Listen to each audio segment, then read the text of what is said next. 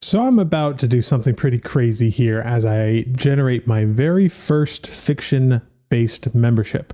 This is something very similar to the business model that I have for this nonfiction business, the one you're tuning into right now. And it has done very, very well for me. It's proven to work in a ton of other markets, but it's not something that I have seen very much inside the fiction world. I've been tracking the progress that I've been making in building this thing. And today I'm actually going to unveil just exactly everything that's in my plan on how to build this successful fiction membership, what it's going to look like. And then you can follow along with me over the next couple of months as I actually go about building it and putting it together and seeing how I can get people involved in the actual membership.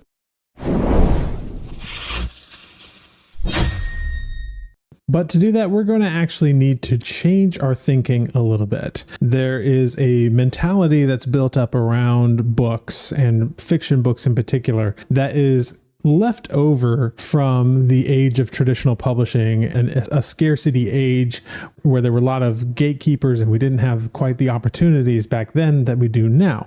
A lot of that mentality has sort of drifted into our current reality in a way that we need to question at the very least. So part of that is the traditional model is that we are here to sell books to make money. Pretty simple idea, right?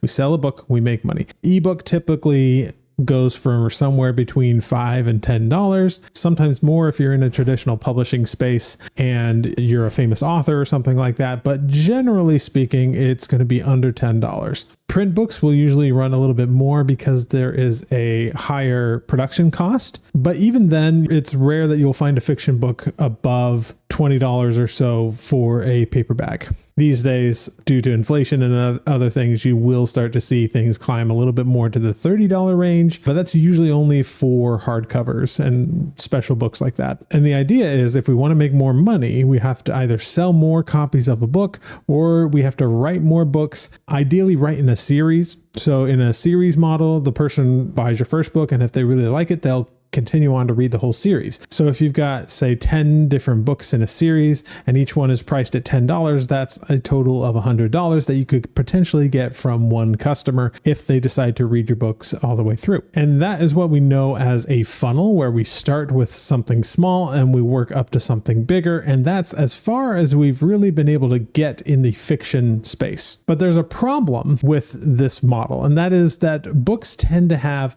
really, really high levels of expense in producing them and time in producing them with really, really low margins. So the time to write all of those 10 books and then get them edited and get them a good book cover, all of that's going to cost you quite a bit of time and money. And given that we're only talking about $10 or so per book and sometimes less, because the price might be $10, but Amazon takes 30%, or if you're doing a paperback, it might be priced at $15, but Amazon again takes 30%, plus there's a good $3 or $4 in there for production costs. And so you're really not actually getting a whole lot of money. A 10 book series at $100 for the cost of buying the whole series may sound like a lot, but in fact, you may only be seeing maybe $50, $60 of that amount. And that's only if someone buys the entire series. And because those margins are low, it's very difficult to run enough ads to a book or a series in order to make money back. So in order to make a lot of money from ads, you need to have higher price margin, because that allows you to spend more money in the ads in order to acquire a new customer. As it stands, many authors have difficulty doing this because it costs more for an author to acquire a new customer through ads than the money they actually make from that customer spending money on their books. Now, this is something that nonfiction people have known for years, and it's been taking a lot of time for fiction to catch up. And again, like I said, it's very low margins. In the time that it would take for me to write an entire book, I could easily create a $100 or $200 course that I could put online and sell, run ads to it, and I could spend $100, $150 to sell that $200 course and still make money from it. Whereas if I tried to spend $150 to get one person to buy my book series, I would definitely be running at a loss. And so the challenge for me has been to try and figure out how can we apply these principles that the nonfiction people use very successfully and use it in fiction. And what I've come to determine at this point, and who knows, I may be completely wrong, but what I've come to determine at this point is that we need to think of books not as a product, but as the vehicle of the product. Let me explain what I mean by this. So in the entrepreneurial space, there is this sort of rule of thumb that there are only 3 markets that you are selling in. It's going to be either health, wealth, or relationships, or some subtle combination of the two. But when you are working on your marketing, you really want to focus in on one of the 3. Now, for writing nonfiction, it's going to depend on the subject of your book. It might be related to wealth, health, or relationships. But for fiction, it's not quite as clear, right? It's like, what does fiction fall into? Like, is it health, maybe? Like, there's some health benefits to reading fiction. Is it wealth? It's probably not wealth, really. There's not anything there that will make you more money. And it might be relationships. There might be something about relationships. So to help me answer this question, I went and actually pulled up a bunch of studies about the benefits of reading fiction and the things that people that read fiction frequently have in common. And here are a couple of things that I came up with. Now, the first few of these actually do seem to support the idea of health, that fiction is a thing that you can do for your health. So some of this include improved brain connectivity. So that's a health thing. With improved stress reduction. So reading reduces stress. I'm sure many of you who are avid readers out there can agree. It usually results in better sleep. If you're reading fiction right before you go to sleep, it's a great way to relax your body. And it also increases creativity. I know a lot of people who don't read a whole lot and they come to me and say, I don't know where you get any of your ideas. And I'm just like, ideas are freaking everywhere. And that's because I read a ton. But some of these next ones don't quite fall under health. They might still fall under health a little bit, but I thought these were interesting. Reduced prejudice. Certainly, I'd say you're a more mentally healthy person if you have reduced prejudice, but this is much closer to the relationship side of things. Your interactions with other people and the biases that you do and do not have towards certain groups of people. It also enhances empathy and social cognition. So people who read a lot end up becoming more emotionally intelligent and increase that empathy and an ability to really see things from another person's point of view, because that's what we're doing in fiction all the time. They also, this one was interesting, are less socially isolated. Now, this one was interesting to me because I found you would think that reading being kind of an isolating activity would not lead to being less socially isolated, but it turns out people are much more social in general and have more healthy relationships because they read. And this may have something to do with the fact that people who read fiction are better at understanding social scenarios because they encounter them a lot inside of the books themselves. It's a way for them to get that experience without actually getting that experience. And so reading fiction actually has a huge impact on sociality. And also, I would say, just from a personal standpoint, when I read, it's usually to get some kind of connection with the fictional characters. Now, yes, the characters are fictional, but that carries over to the real world. And I really do think that the books that succeed at this the most are the ones that can immediately and strongly build a connection between the reader and the main character. And that word connection is really, really important. And all of that has led me to think that the storyteller's job is to create connection. There are certainly health benefits to reading fiction, but I actually do believe that the core of what storytelling does is to create connection between characters, between readers and authors. And by doing that, allows them to experience new perspectives and to learn and to grow. And all of that happens through connection. And so with this in mind, I decided to take my fiction. Now, just to give you a little bit of background on my fiction, all of my fiction is set in a single universe, and much of the different series and eras that I have planned are all based around different mythologies. But to try and do it all would be too much. And so I decided to really zero in on one specific area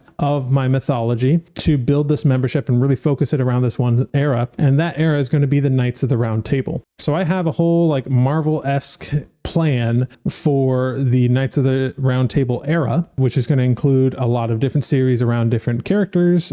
King Arthur, of course, but then Morgan Le Fay, a lesser known character named Elaine. There's also a lesser known series called The Fairy Queen that I'm adapting. Of course, all of the different Knights of the Round Table. There's so many stories there that I've got about 100 book plan, and I'm not going to be writing all of the books myself. I'm writing a bunch of them, but I'm acting more as a creative director for the entire thing. So I'll I'll be writing what I believe to be the most important books in key moments, almost like a director of a television show. You have that supervising director that maybe writes and directs the first and last episode of a season, but then they have other people directing and writing the individual episodes. That's kind of how I see myself in this. So I have about 100 books that I want to eventually write. Currently, I have about a dozen that are either already written or in the active process of being written. But the reason I picked the Knights of the Round Table is because I think this is a really good opportunity to build that connection between myself and the readers that come into my membership, because I want to structure this thing as if like this is the modern Knights of the Round Table, and we'll be talking about like how do you be a good Knight of the Round Table, and of course there will be books to read and there will be other things that we do, but it'll all center around this era of the Knights of the Round Table. And then over time, if I see this thing succeed, I will expand to other areas of mythology. I have the Gothic fantasy era that I've talked about a little bit on this channel with my Heirs of Dracula novel. All of that is interconnected, but we're really just going to focus in for the purposes of this membership on the Knights of the Round Table. Now, before I tell you exactly what goes inside of this membership, I want to talk a little bit about what are some of the elements needed in a successful membership. Now, I've done a lot of research on this, and basically we're going to be using the exact same model that I use for my nonfiction business, but adapted to work for fiction. And the model that I use was pulled directly from a couple of different sources from people that really understand memberships. One of them is Russell Brunson and his linchpin theory, but another is also, there's this guy named Stu McLaren, who is kind of like the guy to talk about memberships because he's coached so many people and he's seen just from the data over hundreds of different memberships what works and what doesn't. And so the next couple of elements that I'm going to show to you are some of the elements that I believe I need inside of this membership to really make it thrive. These are the same sort of things that I've applied in my nonfiction business, and it has worked out quite well for me. The first is a strong freebie to get people in the door. So it's actually very difficult to get people to take a chance on a membership that they've never encountered before. And so you need something that can entice them to join, or at least join a free trial or something like that. And this is sometimes in the Russell Brunson world, this is called the MIFGE. And MIFGE stands for Most Incredible Free Gift Ever. So that's the idea we want to have going into this. We want to offer them something that they would feel stupid saying no. Then once they're in the door, we want to have some kind of regular ongoing content to encourage them to stay. Of course, we want the content to be good. We want it to be something that they want to stick around for genuinely, that we're not just trying to trick them. So there's got to be some reason for them to want to stick around. One of the things that I got from Stu McLaren is that the biggest reason that people unsubscribe from memberships is they're just overwhelmed. There's too much to do or to read or to look at or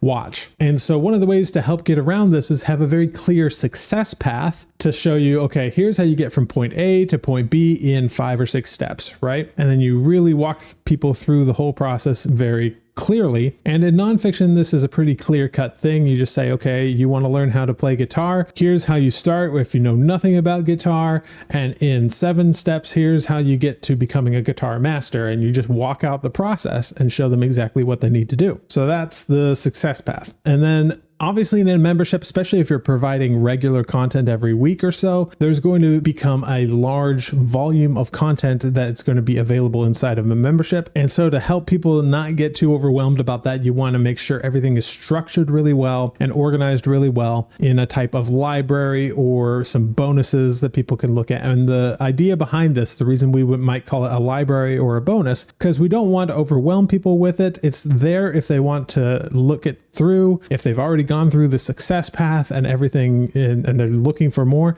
there will be these other resources available to them that they can dig into at their leisure. So with those key elements out of the way, here's what I have planned for my own membership, and I'll walk you through every element here. So we have the Modern Knights of the Round Table. It'll probably have a different name, but that's just what I'm calling it right now. And the first element on here is the MIFGE, and I'm giving away literally all my books. That's right. This is what I meant when I said we need to have a mindset shift. I'm thinking of my books certainly as a major part of the membership, but they are more of a marketing tool to get people into the membership. And the connection that we form inside of the membership is the actual product that I'm trying to sell. So all of the books are given away for free to those that come into the membership. They will still be available on Amazon and all of the other retailers, but I plan on pricing them as about as high as I feel comfortable pricing them on those platforms in order to encourage more people to just come and get them for free inside of the membership. Now, this may totally not work, and I'm prepared to deal with that failure and figure out a different way to do it. But I think there's some real potential, and you really do want this to be the most incredible free gift ever. We want them to feel stupid saying no. And if I have like $300 worth of free books that people can get just by signing up to the free trial of this membership, then that's going to be a huge deal for a lot of people, and they will feel somewhat stupid saying no to the free trial. And yes, I'm going to get some people that come in for the free trial, 7 days, 14 days, whatever it ends up being, and they'll take the books and run, and they'll just unsubscribe and go. And I'm prepared for that. But those are actually just a small percentage of people, usually. And additionally, if they end up reading the books and liking them, they might come back to the membership. But most likely, the type of person that does that sort of thing is not the type of person I want in the membership anyway. And they're unlikely to get a whole lot of value out of the books if they're just kind of coming in and getting them for free. People assign more value to something when they pay for it. And so they're not going to be getting the same value out of those books, which is why I don't mind if they just come in and take it for free and then unsubscribe from the membership. Instead, I'm looking for the people that subscribe and they really get invested and want to participate and just enjoy the other things that I have inside of this membership. So the ongoing content is going to involve weekly meetings with me, and I will probably spend some time figuring out exactly what the content of these weekly meetings should be. Currently in my nonfiction business right now, what I do is I have kind of lecture on certain topics related to writing with AI and good storytelling. All of that goes into my membership, and we have a Zoom meeting every week, and then people who attend the Zoom meeting can ask me questions live and things like that. And so it's a great way for people to get more access to me and to get their questions answered. That works for nonfiction, but for fiction, it's probably going to look something like we might do a book club, a Q&A between readers and author, probably give some kind of writing update, maybe a lore spotlight or something like that. These are just a few of the ideas that I've tossed around. We'll probably start with it being mostly a place for a book club and a Q&A. And as I get more people inside of the membership, we can figure out what it is that they actually want to see in these type of meetings and try to deliver accordingly.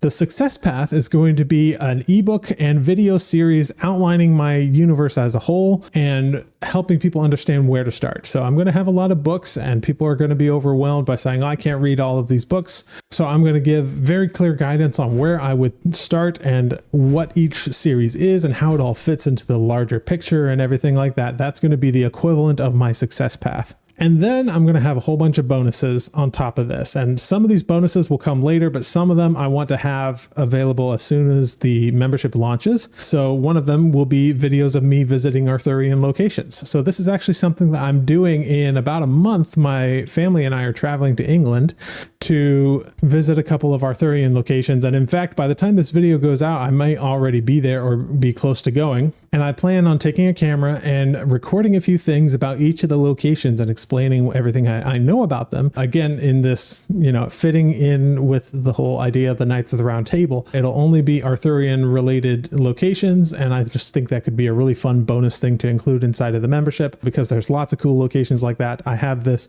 distant plan to one day have like a high ticket travel thing where people can actually come and travel to these locations with me and have like a kind of tour. It'll be one of those things that probably costs a lot of money because it would cost me a lot of money to arrange, but I just think that could be a really cool thing to do for the members of this membership who are that interested in the topic. But that's a future thing. So another bonus, it would be a video series of how to be a modern knight. This would almost be more of like a self-development type thing to help people behave more like a knight of the round table, so all of the values and things that would make you a modern knight in that sense. What would that look like? That's something I want to have in there, which is almost kind of a separate success path in itself, which I think is really interesting. There would be a printable certificate and a badge that people could print out for the Knights of the Round Table. Say like, okay, this is my Knights of the Round Table badge, that they could take it, laminate it, do whatever they want with it, add their own picture. I might even try try to arrange for the development of some kind of tool or plugin that will take a picture that you upload and your name and everything and actually create some kind of ID badge. I think something like that could be cool. There will be a book of story tales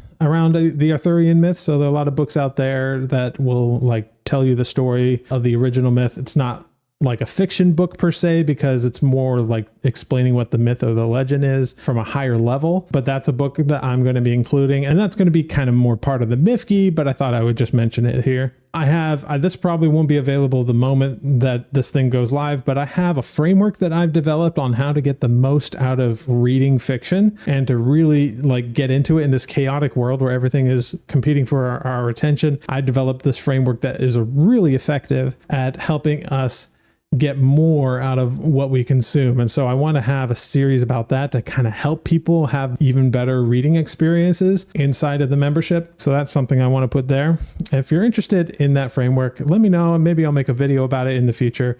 Just put it down in the comments. And that's kind of everything that I've got planned for the beginning of this thing. So this is going to be a couple of months out before it's actually ready to launch. I'm hoping to have it ready by November. That's kind of the deadline that I've got in my head, but there's a lot that needs to happen before that. I've got to write a few books and then commission a few more books for people to do. I've got to create that success path and some of the bonuses. Again, this is why I'm flying to England in a month. So I will make sure to do a few more videos tracking the progress of this whole thing, and then we'll be launching it, and I will be pretty upfront, I think, about how it's doing, the money I'm making from it, and etc. So if you're interested in knowing more about this, I have a whole playlist documenting this journey for myself building this publishing business and this membership and everything involved in that. So go ahead and check that playlist out, and I will see you in the next video.